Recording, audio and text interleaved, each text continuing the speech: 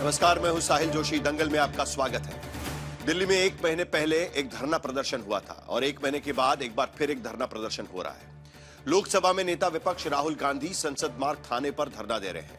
मांग यह है कि 20 जुलाई को सीजेपी प्रोटेस्ट में जिन छात्रों पर पैलेट गन चलाई गई, उनकी आंख फोड़ दी गई, उसकी एफआईआर पुलिस नहीं लिख रही है। बीजेपी का कहना है कि कल ही सुप्रीम कोर्ट ने रिटायर्ड जस्टिस की अगुवाई में 5 सदस्यों की हाई पावर्ड कमेटी बना दी है, जो पैलेट गन, इलेक्ट्रिक बैटन समेत तमाम आरोपों की जांच करेगी। 11 सितंबर को अगली सुनवाई भी होनी है और इसीलिए मुकदमे की मांग ठीक नहीं है। लेकिन राहुल पैलेट पीड़ित 19 साल के साहिल लोचाप नाम के युवक के साथ धरने पर बैठे हैं। कांग्रेस का आरोप है कि सरकार पहले तो पैलेट गन चलने को लेकर झूठ बोली, फिर दिल्ली पुलिस के झूठ की पोल खुली और अस्पतालों से भी पैलेट गन पीड़ितों का सच सामने आया, तब भी सरकार मुकदमा दर्ज नहीं कर रही है। बीजेपी का कहना है कि वंदे मातरम गाने से इनकार करने वाली कांग्रेस अपनी सियासत की पोल खुलती देख पैलेट गन का मुद्दा लेकर बैठी है, जबकि राहुल लगातार छात्रों का मुद्दा उठाए रखना चाहते हैं। कल उन्हें पुणे में छात्रों की गूंज कार्यक्रम में भी जाना है, लेकिन बीजेपी लगातार इस राजनीति को अराजकता फैलाने की राजनीति करार दे रही है। बल्कि जयपुर में सीजेपी के नेता आशुतोष रांका किसी स्कूल की जांच करने पहुंचे तो वहां पर भीड़ ने पूरी टीम पर हमला कर दिया और तोड़फोड़ मचा दी। सीजेपी की महिला कार्यकर्ताओं पर भी धूल मिट्टी फेंकी गई। तो इस तरह की नई सियासत अब नौजवानों के आंदोलन और शिक्षा के मुद्दे पर शुरू हो चुकी है। क्या है इसका मकसद, किसकी सियासत है, किसका है एजेंडा और इसके क्या नतीजे होंगे, इसी पर हम आज के दंगल में चर्चा करेंगे। लेकिन पहले यह रिपोर्ट देखते हैं।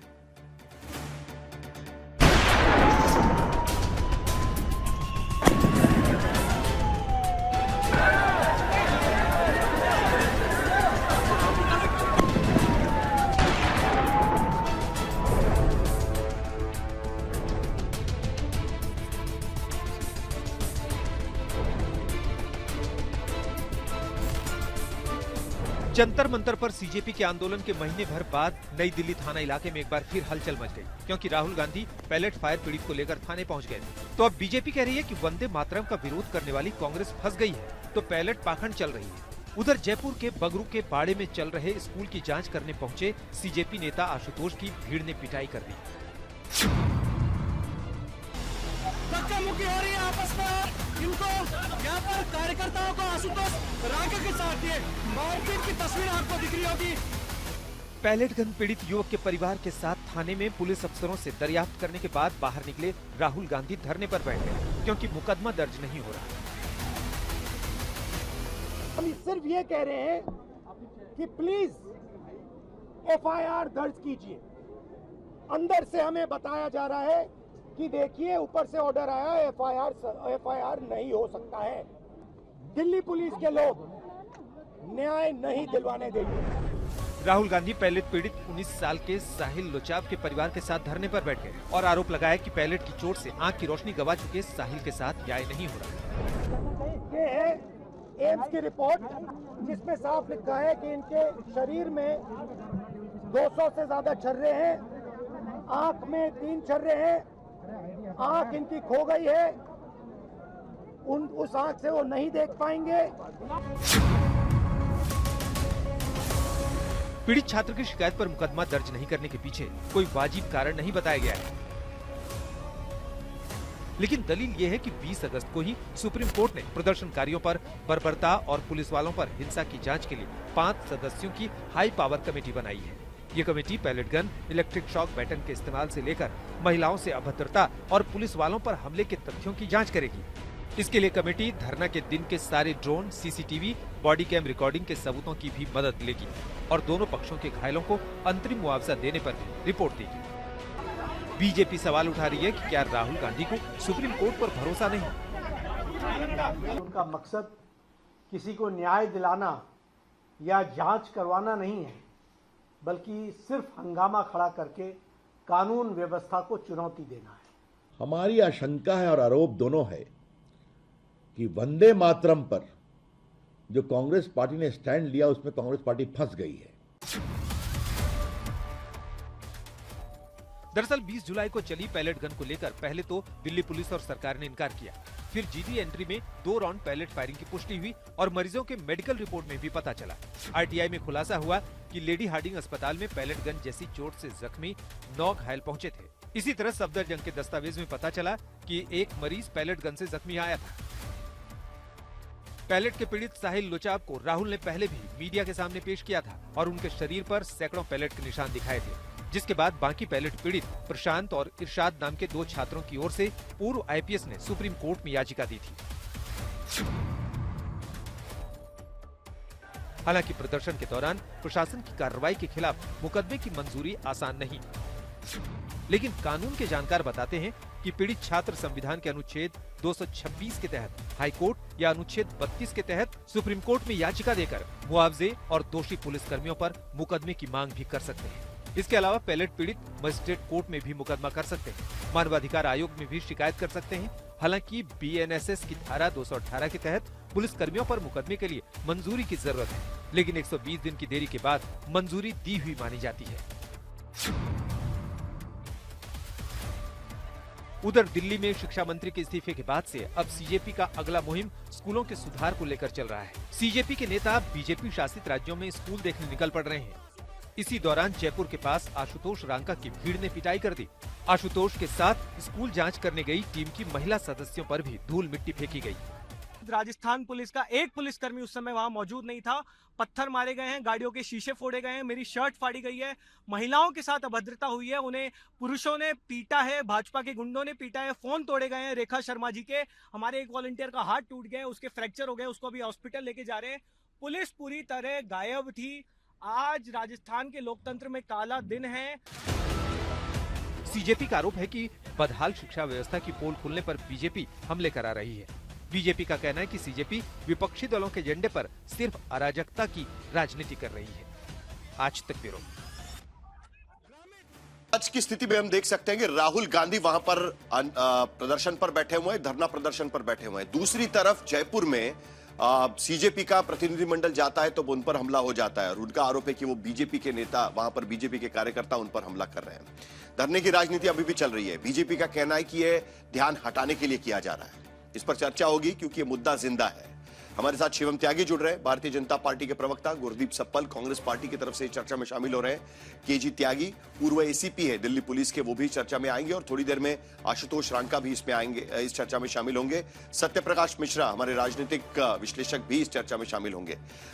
3 सवाल इस पैनल के सामने। पहला सवाल, क्या पैलेट गन पीड़ित की एफआईआर दर्ज नहीं करने के पीछे क्या सियासत है? क्योंकि 14 अगस्त को पहली बार इस पूरे मामले की शिकायत लेकर पैलेट गन पीड़ित साहिल पुलिस स्टेशन गए थे, लेकिन उनकी एफआईआर दर्ज नहीं की गई है। तो इसके पीछे क्या सियासत है? दूसरा सवाल, जो बीजेपी आरोप लगा रही है कि क्या वंदे मातरम पर गिरने के बाद कांग्रेस पैलेट गन का मुद्दा उछाल रही है। तीसरा सवाल, क्या नौजवानों के मुद्दे पर पक्ष विपक्ष मौका परस्ती की राजनीति कर रहा है? तो आगे बढ़ेंगे, लेकिन उससे पहले खबर आ रही है क्योंकि अब कांग्रेस पार्टी ने सुप्रीम कोर्ट की ओर से बनाई गई कमेटी पर ही सवाल खड़े कर दिए। बार बार बीजेपी ये कह रही है कि सुप्रीम कोर्ट ने एक कमेटी, जुडिशियल कमेटी बनाई थी और उसके जरिए जांच की जा रही है, तो कांग्रेस पार्टी एफआईआर की मांग क्यों कर रही है? लेकिन अब कांग्रेस पार्टी के उस जुडिशियल कमेटी पर ही सवाल है। कांग्रेस नेता पवन खेड़ा, सांसद राज्यसभा के, उन्होंने कहा है कि सुप्रीम कोर्ट ने 5 सदस्यों की जो हाई पावर कमेटी बनाई है उसे लेकर गंभीर सवाल खड़े किए जा रहे हैं। कांग्रेस ने कमेटी के अध्यक्ष रिटायर्ड जस्टिस को गुजरात हाईकोर्ट का जस्टिस करार देकर सवाल उठाया है, तो दूसरे जस्टिस को लेकर यह कहा है कि उन्होंने उमर खलिद को जमानत नहीं दी थी और इसीलिए उनसे कोई उम्मीद, कांग्रेस पार्टी का कहना है कि कमेटी को बेअसर करने की कोशिश की गई है। यह भी आरोप इस पूरे मामले पर उनकी तरफ से लगाया गया है। 5 सदस्यों की हाई पावर कमेटी पर कांग्रेस पार्टी का यह कहना है। जो ट्वीट उन्होंने किया हुआ है उसमें वो लिखते हैं कि even the Supreme Court appointed inquiry committee raises serious questions. Pawan Khera लिख रहे हैं, it is headed by former Supreme Court जज who served as a chief justice of Gujarat High Court. Gujarat High Court के चीफ जस्टिस को कैसे इस कमेटी में डाल दिया गया? अलॉन्ग साइड अनदर जज who denied bail to Umar Khalid.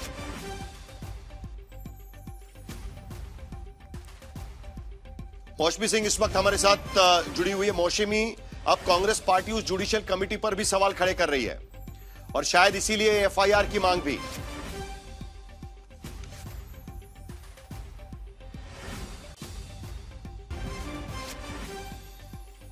मौसमी, अगर मेरी आवाज आपको आ रही है कांग्रेस पार्टी ने अब जुडिशियल कमेटी पर सवाल खड़े किए हैं।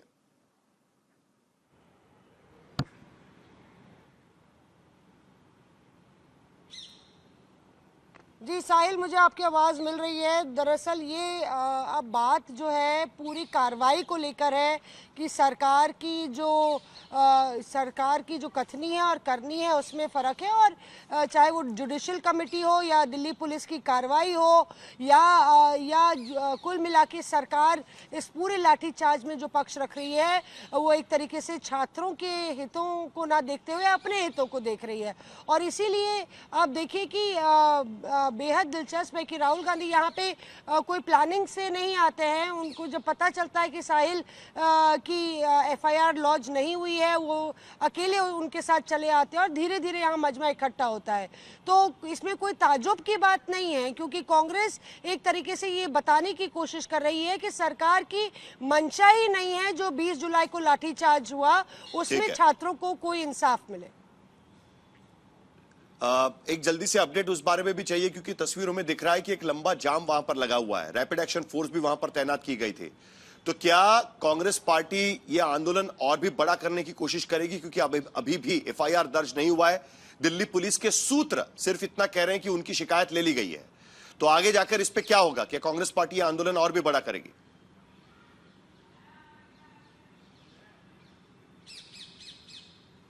साहिल, मेरा अंदेशा ये है कि कुछ बातचीत तो हो रही है और राहुल गांधी अभी कुछ देर पहले भीतर गए थे। आला अधिकारी जो डीसीपी हैं और जेसीपी हैं उनसे मिले हैं। तो मुझे लगता है कि शायद बात आगे बन सकती है, क्योंकि अगर बात बिगड़ रही होती तो राहुल गांधी को यहाँ से हटा दिया गया होता। पीएम आवास में पुलिस ने इतना टाइम नहीं लगाया था।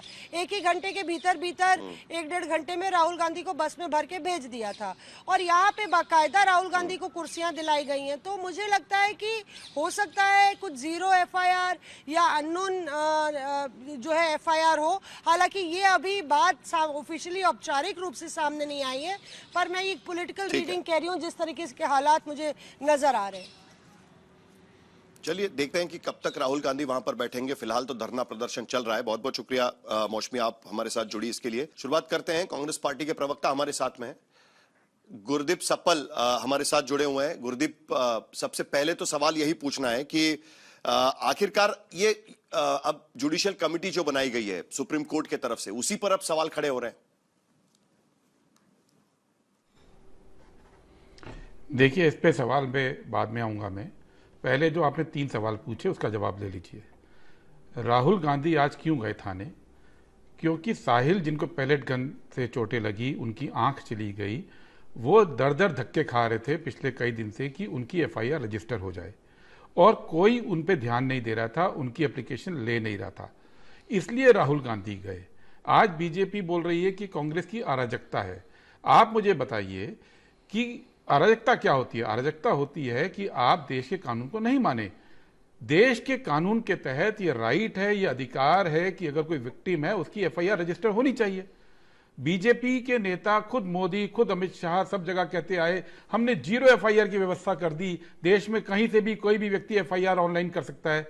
और यहां एक व्यक्ति की आंख चली गई, उसके शरीर छलनी हुआ पड़ा है, उसको एफआईआर आप करने नहीं देंगे। और ये जो बात बोली कि सुप्रीम कोर्ट ने कमेटी बना दी, सुप्रीम कोर्ट की कमेटी तो कल आई, ये तो पिछले कई दिनों से धक्के खा रहे हैं, कई हफ्तों से धक्के खा रहे हैं, तब क्यों नहीं किया? आज कमेटी का आप बहाना लेंगे। तीसरी बात, कमेटी ने तो कल अपने आदेश में स्पष्ट कहा कि दिल्ली पुलिस स्वतंत्र है अपनी जांच को जारी रखने के लिए और अपनी कार्रवाई को जारी रखने के लिए। कमेटी ने वो रोकी नहीं है, तो फिर दिल्ली पुलिस ये क्यों नहीं ले रही है आज, ये मुझे बताइए। और एफआईआर तो बहुत दूर की बात है।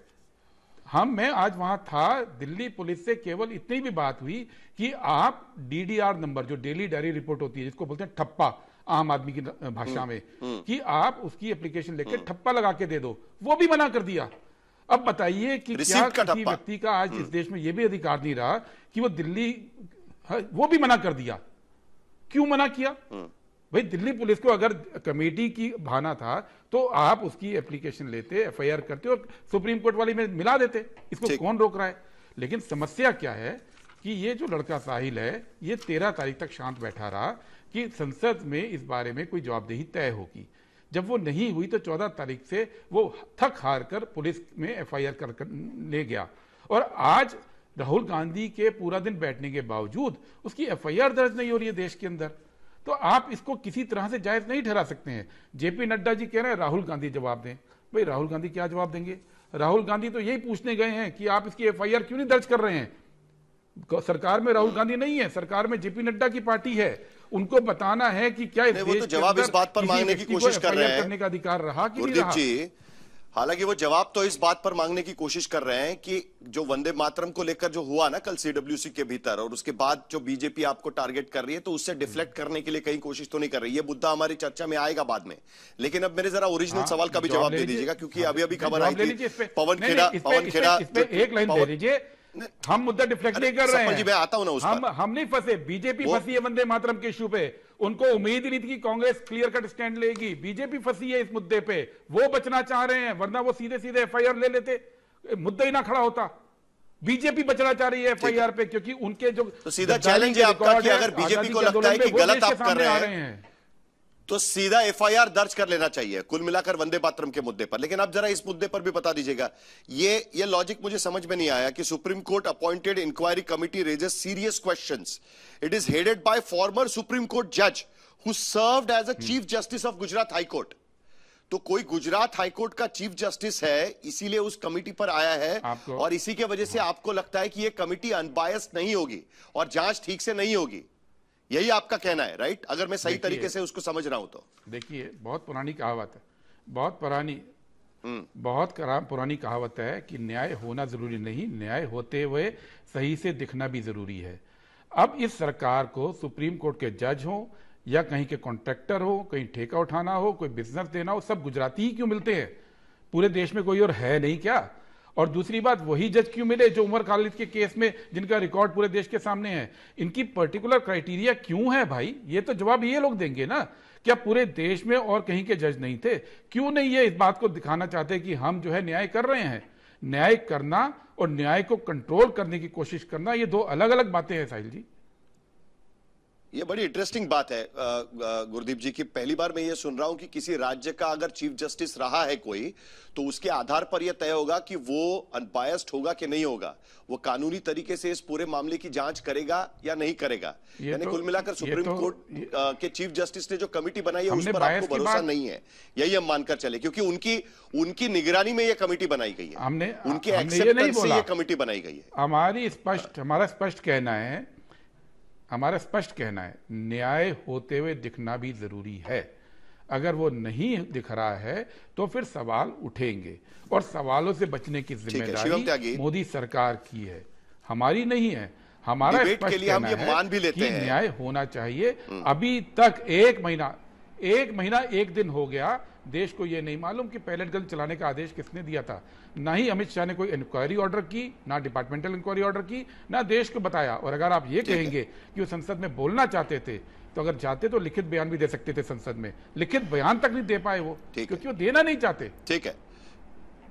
ठीक है शिवम त्यागी, कुल मिलाकर अगर हम मान भी ले जो आरोप आपके तरफ से लगाया जा रहा है कि भाई वो डिफ्लेक्ट करने के लिए, कोई पॉलिटिकल गेन के लिए राहुल गांधी वहां पर जाकर बैठे हुए हैं, कांग्रेस पार्टी उसका फायदा उठाने की कोशिश कर रही है, ये चीजें हम मान भी ले, आरोप है, पॉलिटिकल आरोप तो होते रहते हैं, ये मान भी ले एक बार हम लोग।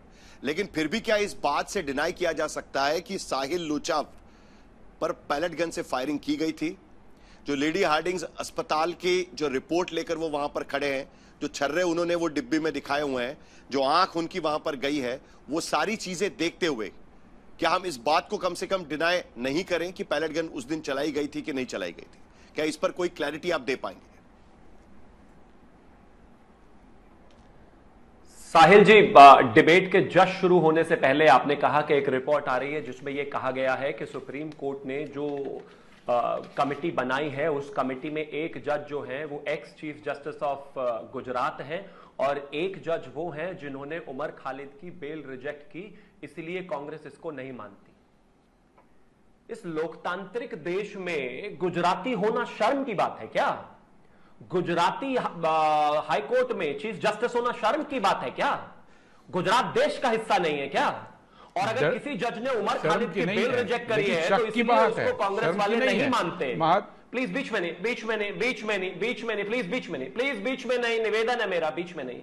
आप मुझे एक चीज बताइए, अब उमर खालिद को बेल मिलेगी या नहीं मिलेगी, ये राहुल गांधी तय करेंगे या कांग्रेस तय करेगी या गुरदीप सप्पल तय करेंगे या पवन खेड़ा तय करेंगे या कोई भी हाई कोर्ट या कोई सुप्रीम कोर्ट के कोई भी जज उनको कैसे कार्रवाई करनी है, वो ये बात कांग्रेस वाले तय करेंगे क्या? ये कह रहे हैं कि ये शक की बात है कि गुजरात के जो है एक्स चीफ जस्टिस हैं, ये शक की बात है। अरे शक का इलाज तो हकीम लुकमान के पास भी नहीं है। अब पूरे गुजराती समाज पर, पूरे गुजरात पर शक करने लगे, कह रहे शक की बात है। क्या करे भाई, आपको शक है तो मतलब गुजरात के चीफ जस्टिस कहीं किसी कमेटी का हिस्सा नहीं हो सकते? उमर खालिद ने की जिस जज ने जो है बेल रिजेक्ट करी वो किसी कमेटी का हिस्सा नहीं हो सकते? कुछ तो तर्क लगाया करो भाई, कुछ तो ज्ञान होना चाहिए। अब आगे आता है, राहुल गांधी जो कर रहे हैं ये कोई पॉलिटिकल चार्ज नहीं है कि वो वंदे मातरम में फंस गए हैं इस वजह से ड्रामा कर रहे हैं। ड्रामा, नौटंकी, फालतू की हवाबाजी एक लीडर ऑफ ऑपोजिशन को शोभा नहीं देती। मैं साबित करता हूं क्यों। अब आप मुझे एक चीज बताइए, जस्टिस सुभाष रेड्डी जी की अध्यक्षता में जस्टिस शैलेंद्र कौर, ऋषि कुमार, LR बिश्नोई जी और 5 सदस्य कमेटी बनी। इस 5 सदस्य कमेटी को सुप्रीम कोर्ट ने गठित किया और उन्होंने कहा कि ये HPEC खासतौर पर जो पुलिस की जो ब्रुटैलिटी बताई गई उस पर, वहां पर जो लोग इकट्ठे हुए थे उनका क्या रवैया रहा उस पर, तथा सारी चीजों पर जांच करके निष्पक्ष पूरे तरीके से देश के सामने रिपोर्ट देगी।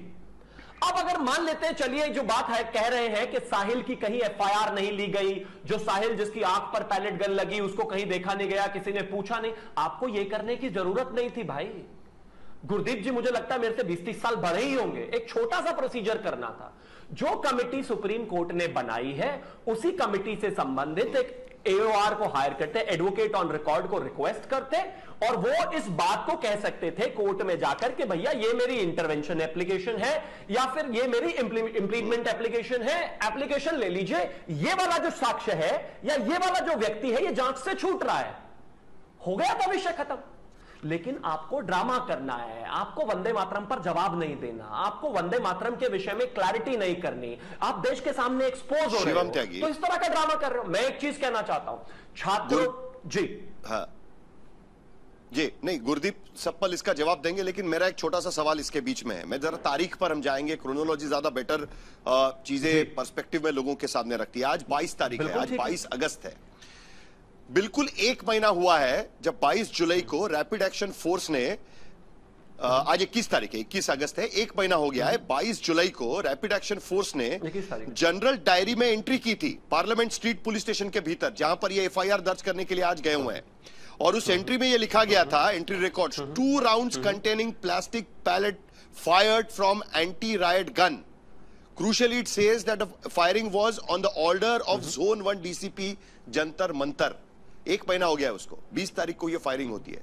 14 अगस्त को वो साहिल लोचन वहां पर जाते हैं, लोचाव वहां पर जाते हैं और कहते हैं कि हमें FIR दर्ज करना है, शिकायत भी उसकी नहीं ली जाती। 20 तारीख को यानी 20 अगस्त को सुप्रीम कोर्ट का आदेश आता है कि हम ये इस तरीके से कमेटी बना रहे हैं। 1 महीने के भीतर क्या आपको नहीं लगता कि इस पूरे मामले की जांच होनी चाहिए थी? सरकार को इस बारे में कहना चाहिए था कि पायलट गन फायरिंग हुई है कि नहीं हुई है। अगर पायलट गन की फायरिंग हुई है तो उस बात को लेकर सरकार की तरफ से कुछ अधिकृत तौर पर बयान आना चाहिए था कि नहीं आना चाहिए था। पार्लियामेंट्री अफेयर्स मिनिस्टर किरण रिजिजू कहते हैं कि कोई इस तरीके की फायरिंग नहीं हुई है, और इसीलिए यह सवाल बार बार उठता है कि FIR लेने में हर्ज क्या है, दिक्कत क्या है। यह मौका दे रहे हैं आप कांग्रेस पार्टी को, अगर यह किसी ने आरोप लगाया तो क्या गलत हो? मैं नहीं, बिल्कुल मौका नहीं दे रहे। मैं तो एक चीज कहना चाहता हूं, अंततोगत्वा आप सुप्रीम कोर्ट को तो मानते ही होंगे। किसी भी व्यक्ति का एक लोकतंत्र में, भारत के लोकतंत्र में इतना तो विश्वास होगा कि सुप्रीम कोर्ट जो करेगा वो अच्छा और उचित ही करेगा, और बिल्कुल हमें कोई परेशानी नहीं है। मैं इस पर पॉलिटिकल चार्ज नहीं खेलना चाहता, वरना पॉलिटिकल चार्ज में तो मैं यह भी कह सकता हूं कि जो 22 परीक्षाएं झारखंड में रद्द हुई और 100 नामजद और 500 बिना नामजद की FIR दर्ज हुई, वो अभी तक वापस नहीं हुई। क्या राहुल गांधी के मुंह में दही जमी है? वो उस पर कोई सवाल जवाब करेंगे? क्या कोई एक ट्वीट मुझे दिखा दो जहां ये कहा गया हो कि 600 एफआईआर वापस करो? और 10 सेकंड मैं लूंगा आपसे और ये बताना चाहूंगा, ये एक बेटी है हमारी जो प्राइवेट पार्ट पे मार रही है, मेरे प्राइवेट पार्ट पे मारा गया है। हम रात भर सो नहीं पाए हैं, इतना ज्यादा दर्द हो रहा था। मैं आगे नहीं चलाना चाहता। एक बच्ची है कि मुझे मारा गया, पीटा गया, पुलिस ने घेर कर मेरे प्राइवेट पार्ट पर मारा। ये झारखंड का वीडियो है। इसके लिए कोई बात करेगा क्या? राहुल गांधी जी, जहां पर ऑलरेडी जांच हो चुकी, जांच चल चुकी है, सुप्रीम कोर्ट ऑर्डर कर चुका है, एक कमेटी बन चुकी है, वहां पर एक आदमी को लेकर बैठ गए और कह रहे हैं कि नहीं नहीं इसकी तो एफआईआर नहीं ली जा रही। दूसरी तरफ झारखंड में 600 एफआईआर जो अभी तक विड्रॉल नहीं हुई, जिनका कोई भरोसा नहीं आया, महिलाओं के प्राइवेट पार्ट पर मारा गया, पीटा गया। मैं तो सीजेपी और कांग्रेस दोनों से कहना चाहता हूं, आंखें बंद हो गई है। बिल्कुल सही है। झारखंड हिंदुस्तान नहीं है। जहां जहां पर छात्रों पर इस तरीके से लाठीचार्ज किया गया होगा, लड़कियों पर इस तरीके से लाठीचार्ज किया गया होगा, वहां पर विपक्षी पार्टियां जाएं, पुलिस स्टेशन में बैठे और कहे कि इन पर एफआईआर दर्ज करिए। ये बिल्कुल सही कह रहे हैं आप। एक और एक रांची की महिला है जिसका मेरे पास एक उदाहरण यहां पर नजर आ रहा है। नूतन 32 साल की ये महिला है, रांची से काम करने के लिए आई थी, प्राइवेट फर्म में गुरुग्राम में काम करती है। उन्होंने बताया था कि गनशॉट फायरिंग हुआ है, उसके वजह से इंजरी हुई थी उनके कान में। राम मनोहर लोहिया अस्पताल में 20 जुलाई को trauma to right ear by gunshot, ये उनके रिपोर्ट पे यहां पर कहा गया है। हम वॉट अबाउटरी नहीं करेंगे इसमें, जो फिलहाल बातचीत चल रही है शिवम, अगर उस पर हम बात करें, उस पर अगर सफाई दें तो ज्यादा बेहतर होगा। क्या आपको नहीं लगता कम से कम इस बारे में सरकार को सामने आकर यह कहना चाहिए था कि गनशॉट फायरिंग हुई है कि नहीं हुई है?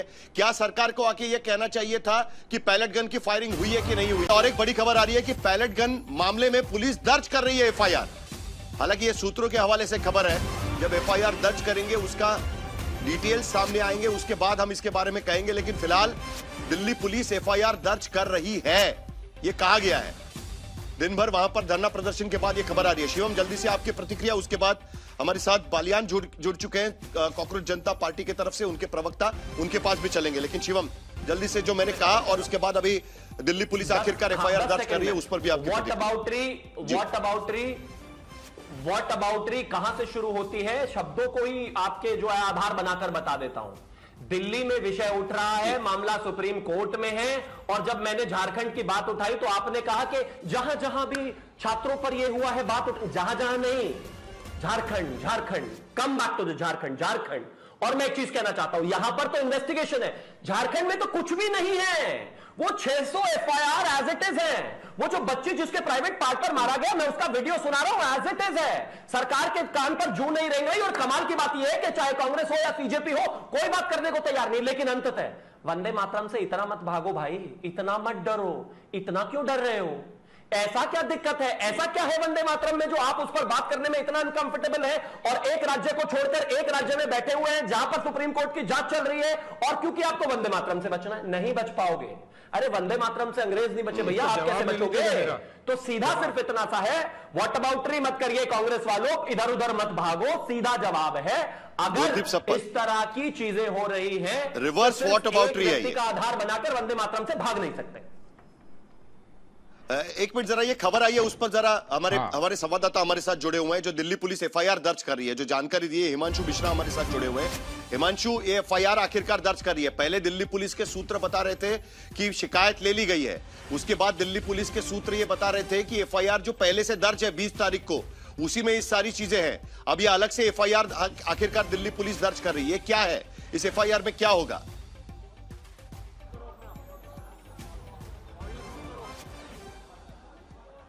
हिमांशु, अगर मेरी आवाज आ रही है? देखिए, ये एफआईआर जो दर्ज की जा रही है, जो साहिल लोचब जो सुबह से ही यहां पर मौजूद था, राहुल गांधी लेकर के आए थे, और उसकी जी बिल्कुल साहिल, मुझे आपकी आवाज आ रही है? क्या आप तक आवाज पहुंच रही है साहिल? क्या आप तक आवाज पहुंच रही है? हेलो हेलो, जी बोलिए, आवाज आ रही है आपकी। तो जो साहिल लोचब की तरफ से जो शिकायत दी गई थी, जो सुबह से ही राहुल गांधी के साथ यहाँ प्रोटेस्ट पे भी मौजूद है, उसी कंप्लेंट उसी कंप्लेंट पर जो साहिल लोचप की तरफ से दी गई है, दिल्ली पुलिस एफआईआर दर्ज कर रही है। अभी भी प्रियंका गांधी और रणदीप सुरजेवाला अंदर डीसीपी ऑफिस में डीसीपी के साथ बैठे हैं, जहां पर ये जो कंप्लेंट थी उसके ऊपर डिस्कस हुआ।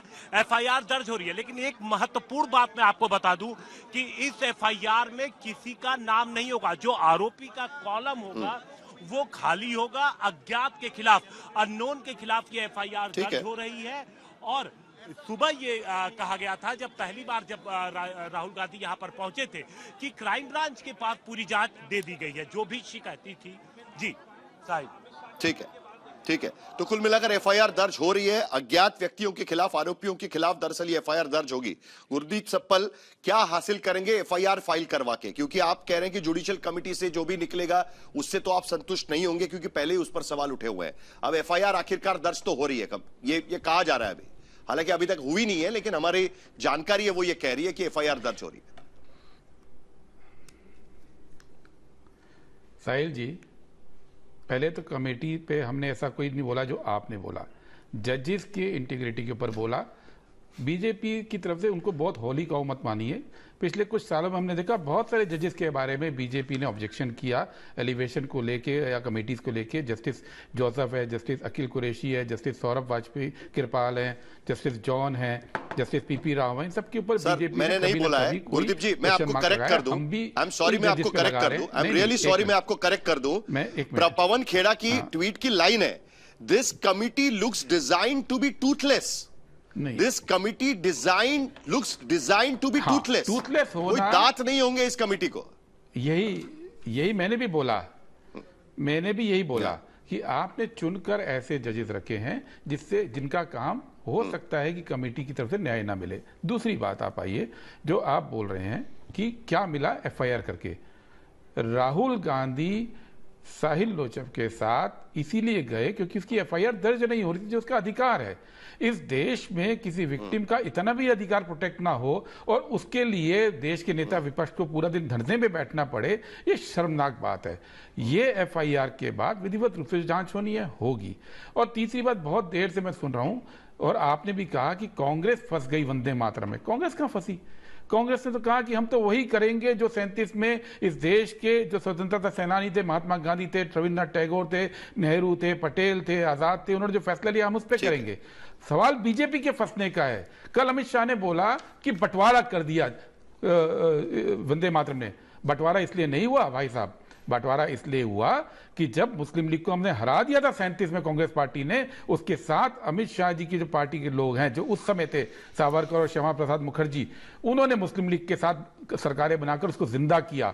उनकी सिंध की सरकार में पाकिस्तान का प्रस्ताव पारित हुआ और उस प्रस्ताव के बाद सावरकर मेरे और जिन्ना के विचार एक जैसे हैं। ये तो चलती रही। आशुतोष रांका हमारे साथ जुड़े हुए हैं, जरा दो सवाल मुझे उनसे पूछने। बात पूरी नहीं करने देते आप, बात पूरी करने दीजिए। नहीं, सवाल ये है कि इनकी गद्दारी आजादी के आंदोलन में देश के सामने आ रही है, फंसे ये हुए हैं। ये कब थे वंदे मातरम के? वो तो कांग्रेस का गाना, कांग्रेस का गीत, कांग्रेस के लोग जेल जाते हुए गाते थे। इसका जवाब शिवम त्यागी से लेंगे। 96 से गा रहे हैं। अब आज उठ गए, लेकिन इससे पहले हो गया। ठीक है, आज आप ठीक है। आशुतोष रांका हमारे साथ जुड़े हुए हैं। आशुतोष, आपके साथ क्या हो गया जयपुर के भीतर? क्योंकि जो जंतर मंतर की आग है वो अभी भी चल रही है और जयपुर में भी दिखाई दिया, और आज राहुल गांधी वहां पर धरने पर बैठे हुए, अभी वहां पर एफआईआर दर्ज हो रही है जो 20 तारीख को वहां पर पैलेट गन चलाई गई थी। देखिए साहिल जी, आज जयपुर की जो घटना हुई है, और हम लोग अगेन नरेटिव्स पे बात नहीं करते हैं, हम फैक्ट्स पे बात करते हैं। जो एक्चुअल वीडियोस हैं हम सिर्फ उन्हीं पे बात करना पसंद करते हैं। बाकी जिसको जो बोलना है वो बोल सकते हैं। नरेटिव तो पिछले 12 साल से इस देश में फैल ही रहे। सारे वीडियोस ऑन रिकॉर्ड हैं, सारे वीडियोस मेरे ट्विटर हैंडल पे हमने डाले हुए हैं। कौन लोग थे जिन्होंने मारपीट की, उनके वीडियोस, उनके फोटोज, उनका भाजपा से क्या लिंक है, वो सब कुछ मैंने अपने ट्विटर हैंडल से अभी रिलीज किया है। बहुत कोऑर्डिनेटेड अटैक था, बहुत प्लान्ड अटैक था। वहां पर मेरे पहुंचने से पहले हमारे कुछ टीम के साथी पहुंचे हुए थे, उनके साथ ऑलरेडी ये धक्का मुक्की मारपीट हुई थी। हमने पुलिस को इस बारे में इत्तला भी दी थी, इन्फॉर्म भी किया था कि इस तरह का वहां पे कुछ प्लान किया जा रहा है। उसके बावजूद हमारे जाने के बाद पूरी नेशनल मीडिया की मौजूदगी में सरेआम वहां पर मारपीट होती है। मेरी शर्ट फाड़ी गई, हमारे 2-3 वॉलंटियर्स को गिरा गिरा कर उन्होंने मारा है, एक का हाथ टूटा है, उसकी अभी सर्जरी चल रही है, मैं अभी खुद हॉस्पिटल से आ रहा हूँ। 2-3 वॉलंटियर्स को वहां पे उन्होंने मारा, ट्यूब में, टायर के ट्यूब में ये लोग पत्थर डाल के तैयार थे, और जिस तरह के पत्थर इन्होंने आज फेंके हैं, जो हमारी गाड़ियों के शीशे, मेरी खुद की गाड़ी का शीशा भी टूटा है, उसमें वो ईंट अभी भी रखी हुई है। आप उसको देखेंगे, उसका साइज देखेंगे ना, तो उससे क्लियर होगा कि मतलब जान लेने के लिए लोग आज रेडी खड़े थे। और इसमें से सिर्फ 2 या 3 लोग वहां के लोकल बीजेपी के गांव वाले थे, उसके अलावा सारे लोग बाहर से बुलाए गए थे। वहां के जो लोकल गुड्डे हैं, जो वहां पे जमीन कब्जाने का काम करते हैं, वो लोग वहां पर मौजूद थे। और बहुत शर्म की बात है कि एक ऐसा स्कूल जो भैंसों के तबेले में चल रहा है, जिसे मैं खुद 1 साल पहले विजिट करके आया हूं, मैंने वो वीडियो भी डाला, वो स्कूल हम सिर्फ ठीक कराने की बात कर रहे थे, ये लोग इस लेवल पर गिर चुके हैं कि भैंसों के तबेले में स्कूल चलता रहे, उसकी कोई दिक्कत नहीं है, लेकिन वो स्कूल ठीक ना हो जाए, कोई उस स्कूल को ठीक करने की बात ना करे, ऐसे व्यक्तियों को हम मारने के लिए तैयार हैं। इस लेवल पे बीजेपी गिर चुकी है, पूरा देश देख रहा है। हम तो इस तरह के अटैक से ना पहले डरे थे, ना आगे डरेंगे। हम स्कूल विजिट्स जारी रखेंगे, जिसको जो करना है कर ले, हम पीछे हटने वाले नहीं हैं। शिवम त्यागी, आपने सुना आशुतोष रंका बहुत गंभीर आरोप लगा रहे हैं, और यहां पर तो वंदे मातरम वाला मामला भी नहीं है जो कांग्रेस पार्टी पर आप आरोप लगा रहे हैं कि वंदे मातरम की वजह से डिफ्लेक्ट करने के लिए या उसके खिलाफ ये नया आंदोलन कांग्रेस पार्टी छिड़ रही है। यहां पर तो वो उस स्कूल के विजिट के लिए गए थे, उनका यह कहना है कि आपके पार्टी के कार्यकर्ताओं ने वहां पर उन पर हमला किया है, और ये दौर पूरे देश भर में चल रहा है, अलग अलग राज्यों में।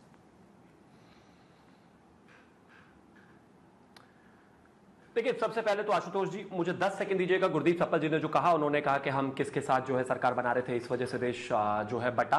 मैं सिर्फ एक ही चीज कहना चाहता हूं कि खास तौर पर वंदे मातरम के विषय में, the committee recognises the validity of the objections raised by the Muslim friends to certain parts of the song. The committee have however come to the conclusion that the first 2 stanzas of Vande Mataram should be sung at national gatherings. ये 1937 की आपकी CWC का paper है।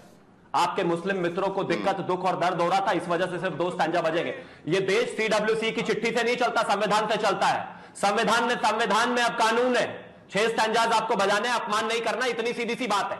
CWC 2026 में पास कर दिया, 37 में पास कर दिया, उससे देश नहीं चल रहा है। नहीं तो एक्शन क्यों नहीं ले रहे? आरोप क्यों लगा रहे हैं? एक्शन लीजिए। प्रेस कॉन्फ्रेंस लेने का क्या मतलब है? सीधा FIR दर्ज कर लीजिए अगर एक्शन लिया है उस नए कानून के तहत। तो बिल्कुल FIR दर्ज क्यों नहीं होती है? क्यों प्रेस कॉन्फ्रेंस होती रहती है? 2 दिन हो गए उस बात को लेकर। प्रेस कॉन्फ्रेंस कर 2 दिन हो गए। प्रेस कॉन्फ्रेंस का मतलब वही होता है जो साहिल जोशी जी की डिबेट में आने का मतलब होता है। देश को बताना, देश को समझाना, किसका क्या स्टैंड किस चीज को लेकर है, वही मतलब होता है। और आशुतोष रंका, ज्यादा गंभीर सवाल उनके हैं। अब आगे आता हूं। अब उस पर आता हूं। मैं एक चीज कहना चाहता हूं। सबसे पहले तो ये बीजेपी के गुंडे हैं, ये इसके गुंडे हैं, ये उसके गुंडे हैं, ये कृपया करके ये लाइन करना बंद कर दीजिए। आप अगर किसी गांव में जाएंगे, वहां पर बैठे हुए लोगों के साथ जो है हंगामा क्रिएट करेंगे, अपमानजनक भाषा का इस्तेमाल करेंगे, बदतमीजियां करेंगे, तो माफ कीजिए, जो आपस में जो जिस तरीके से ये बहस हुई, लड़ाई हुई, जो चीजें हुई, ये कहीं ना कहीं नहीं होनी चाहिए। दूसरी एक और भी बात है, मैं अगर कहीं पर किसी विषय पर जा रहा हूं और मुझे लगता है कि ऐसी कोई स्थिति बनी है, तो जाहिर है कि इन्होंने कोई थाने में जाकर, पुलिस स्टेशन में जाकर कोई तहरीर दी होगी, कोई दिक्कत कही होगी, कोई बात बताई होगी। बहस के तबेले में स्कूल चल रही थी, किसी भी विषय को लेकर जाता है और उसको ऐसा लगता है बहस के तबेले में स्कूल चल रही थी, 12 लाख रुपए ऑलरेडी। आशुतोष रंका जी राजस्थान के जयपुर जिले के बगरू क्षेत्र में रामपुरा कवरपुरा गांव में गए। जिस स्कूल के लिए बात कर रहे हैं, उस स्कूल के लिए ऑलरेडी 12 लाख रुपया सैंक्शन हो चुका है। और एक लंबा वीडियो है, मैं सुनाना नहीं चाहता, लेकिन आप सिर्फ इसको थोड़ा सा सुन लीजिए। गांव वाले क्या कह रहे हैं। उन्होंने सर यारी लेके आए सारे, कम से कम 200-250 आदमी आए। हमने मारपीट नहीं की उनके साथ में, उनकी हमने नहीं, बिल्कुल नहीं, पहले प्रेम से समझाए थे, पर उन्होंने खुद ने शीशे तोड़ के ले गए गाड़ियों के। राजस्थान में गांव वाले कह रहे थे कि हमारे, आपका ये कहना है नहीं, आपका ये कहना, शिवम त्यागी आपका ये कहना है, अगर मैं समझ रहा हूं तो आपका ये कहना है कि गांव वाले वहां पर कह रहे थे कि हमारे स्कूल, हमारे गांव में भले भैंस के तबेले में स्कूल चल जाएगा, लेकिन बाहर के लोग आके यहां पर ये नहीं कह सकते कि भाई ये इस तरीके से स्कूल नहीं चल सकता। यही है ना बेसिकली, ये लॉजिक जाता है उस पे। हालांकि उनका कहना है कि वहां पर जो कार्यकर्ता है उसमें बीजेपी के कार्यकर्ता।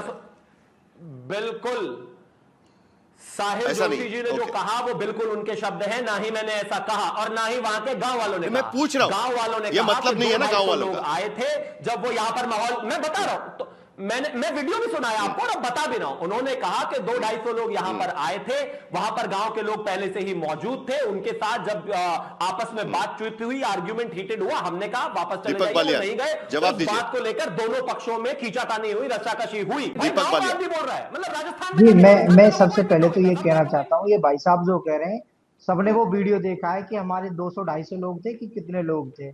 और दूसरी बात ये कह रहे हैं कि वो गांव वाले, तो मैं इनसे पूछना चाहता हूँ, गांवों में कौन रहता है? किसान मजदूर गरीब आदमी रहता है। कौन किसान मजदूर गरीब आदमी चाहेगा कि उसके बच्चे तबेलों में पढ़े? और ये जो कह रहे हैं कि वहाँ सेंसन हो चुका है, तो पिछले साल मैं और आशुतोष जी, रेखा शर्मा जो सांगानेर से ही है, हम सब लोग वहां गए थे 1 साल पहले। वहां पहले भी वही स्थिति थी, उसी तबेले में पहले भी बच्चे पढ़ रहे थे और आज भी बच्चे वहीं पढ़ रहे हैं। आज हम फिर से वहां जा रहे थे, हमारे साथी। और ये जो अभी इन्होंने एक बात और कही थी महिलाओं के सम्मान की, कि महिलाओं पर अत्याचार हुए, हम पहले भी महिलाओं के लिए बोले थे कि महिलाओं पर जो अत्याचार हुए वो किसी भी सूरत में बिल्कुल बर्दाश्त करने लायक नहीं है, वो बहुत निंदनीय है। आज भी सेम ऐसे ही हुआ, जब बीजेपी के कुछ गुंडे हमारे इन युवा साथियों को रोकने के लिए पहुंचे, तो उन्होंने महिलाओं के साथ बदतमीजी की। रेखा शर्मा जो सीजेपी की वॉलेंटियर है, उनके भी कंधे में चोट आई है, उनके साथ भी धक्का मुक्की की। तो ये महिलाओं के सम्मान की बात है, बीजेपी के लोग बिल्कुल ना करें, क्योंकि ये इन लोगों के लिए महिला सम्मान का कोई मतलब नहीं बनता है। जी। केजी त्यागी भी हमारे साथ में है। कुल मिलाकर ये अलग अलग जगह पर अलग अलग चीजें यहां पर दिखाई दे रही है। केजी त्यागी हमारे साथ में है। ललिता कुमारी, जजमेंट में त्यागी जी ये बात बिल्कुल साफ रखी गई है कि कॉग्निजेबल ऑफेंस है तो एफआईआर दर्ज करानी पड़ेगी।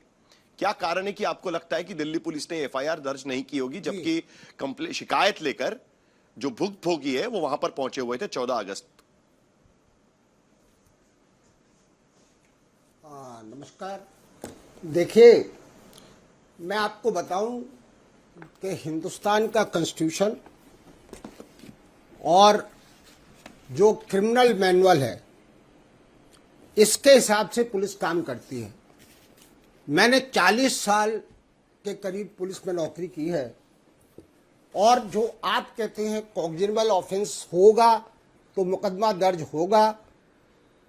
देखिए, कुछ लॉ पॉइंट्स जो है ना वो बड़े क्लियर है, क्योंकि अनलॉफुल असेंबली जो है वो पब्लिक ऑर्डर डिस्टर्ब करती है, और जब पब्लिक ऑर्डर डिस्टर्ब होती है तो आप देखिए 1947 में मारकाट हुई, वो भी डिस्टर्बेंस ऑफ पब्लिक ऑर्डर था। 84 में जो दंगा हुआ वो भी डिस्टर्बेंस ऑफ पब्लिक ऑर्डर था। तो सीआरपीसी में चाहे वो कांग्रेस की सरकार रही या बीजेपी की रही, इस अनलॉफुल असेंबली के बारे में बिल्कुल अलग कानून है। ये 197 और नॉर्मल कॉग्निजेबल ऑफेंस का नहीं है। इसमें देखिए, पुराना जो 129 था अब वो 149 है। मैं आपको उसमें बताता हूं कि एनी एग्जीक्यूटिव मजिस्ट्रेट और officer incharge of the police station और in the absence of such police incharge, any police officer not below the rank of the sub inspector can command any unlawful assembly to disperse. अगर command दी गई है तो it is duty upon the unlawful assembly to disperse. अगर नहीं करते हैं तो फिर यूज ऑफ फोर्स होता है। उसके अलावा नहीं, लेकिन त्यागी जी यहां पर तो सरकार कह रही है कि पायलट गन हमने चलाया नहीं, फिर उसको नहीं अगर आप मुझे इस बात का जवाब दीजिए ना कि सरकार तो कह रही है हमने तो चलाया नहीं, फिर इंजरी कहां से हो गई है? और अभी दिल्ली पुलिस फिर किस कानून के तहत एफआईआर ले रही है? नहीं, सरकार पैलेट गन थोड़ी चला, नहीं सरकार पैलेट गन क्यों चलाएगी? सरकार वो तो जहां मौके पे मौजूद ऑफिसर है, ये उसने चलाई है नहीं चलाई है तो वो जवाब देगा।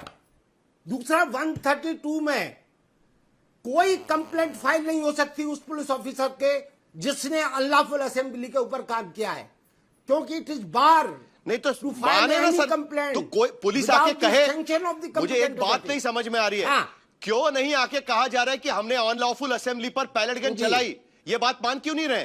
क्यों नहीं आकर यह कहा जा रहा है? क्यों नहीं सीआरपीएफ के तरफ से यह कहा गया कि हाँ हमने पैलेट गन चलाई वहां पर, हमें आदेश दिए गए थे? नहीं बताना चाहिए, उसका ब्रीफिंग नहीं होता है त्यागी जी। सीआरपीएफ जवाब देगी। आप पुलिस में काम कर चुके हैं, नहीं आपको पता है कि किसी भी अनलॉफुल असेंबली पर अगर लाठीचार्ज होता है, कोई भी सख्त कार्रवाई की जाती है तो उसका ब्रीफिंग किया जाता है। हमने कितने राउंड फायरिंग किया हुआ है, किस तरीके से हमने उस अनलॉफुल असेंबली से निपटा हुआ है, क्यों नहीं इसका ब्रीफिंग किया गया? प्लीज, कहां है ब्रीफिंग?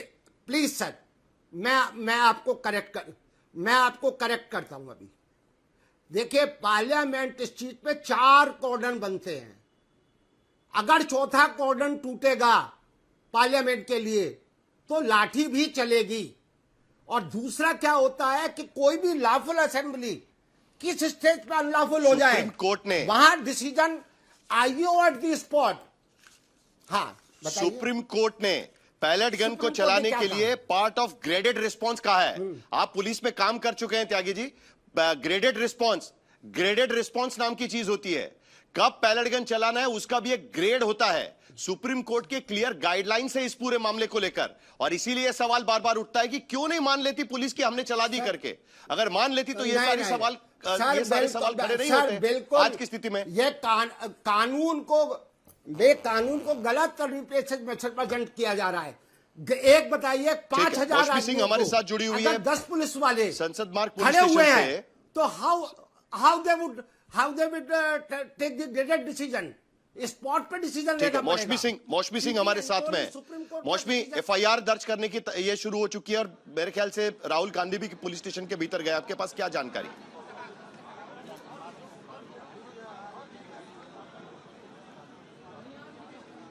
देखिए, अब किसी भी वक्त ब्रीफिंग हो सकती है। यहाँ पे पूरा पोडियम तैयार कर लिया गया है और यहाँ पे भैया एक सेकेंड, यहाँ पूरा पोडियम तैयार कर लिया गया है। मीडिया से बात करने वाले हैं राहुल गांधी। अंदर से कुछ खबर आई है, राहुल गांधी भी मुस्कुरा रहे हैं और कुछ बातचीत कर रहे हैं। और किसी भी वक्त यहाँ पे ये खबर धीरे से छन के बाहर आ रही है कि अभी साहिल भी सिग्नेचर करने के लिए बताया गया मुझे कि अंदर गए थे और अभी है नहीं, अभी भीतर ही हैं। तो एफआईआर को लेके जो स्टैंड था राहुल गांधी का, वो बिल्कुल क्लियर था कि एफआईआर जब तक नहीं होगी तब तक हम लोग यहीं पे रहेंगे। और जिस तरीके से अभी खबर आ रही है कि अननोन के खिलाफ एफआईआर दर्ज होने की पूरी प्रक्रिया चल रही है, तो किसी भी वक्त जैसे ये खबर आती है तो राहुल गांधी यहाँ पे साहिल के साथ प्रेस ब्रीफिंग करेंगे, मीडिया से मुखातिब होकर बताएंगे कि आखिर उन्होंने ये स्टैंड क्यों लिया। तो मौसमी सिंह यहाँ पर जानकारी दे रही है कि थोड़ी देर में वहां पर ब्रीफिंग भी होगी और वहां पर पुलिस स्टेशन के भीतर वहां पर राहुल गांधी गए हुए हैं। जल्दी से आखिर में प्रतिक्रिया शिवम त्यागी की, आखिरकार अब ये एफआईआर दर्ज किया जाएगा, तो क्या अब सरकार ने ये मान लिया है कि एफआईआर दर्ज कर लेना चाहिए था, क्योंकि अब पुलिस एफआईआर दर्ज कर रही है?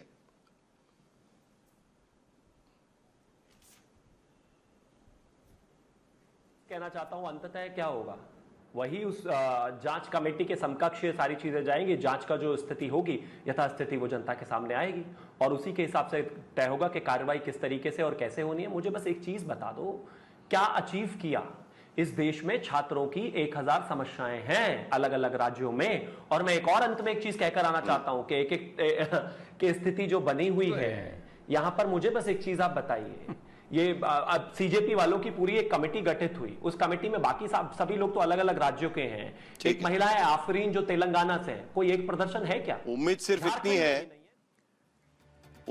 इतनी है कि इन सारे मुद्दों पर पहले ही कार्रवाई होती तो शायद यहां की नौबत नहीं आती। फिलहाल हम लेंगे एक ब्रेक के बाद भी खबरें जारी रहेंगी। आप देखते रहिए आज तक।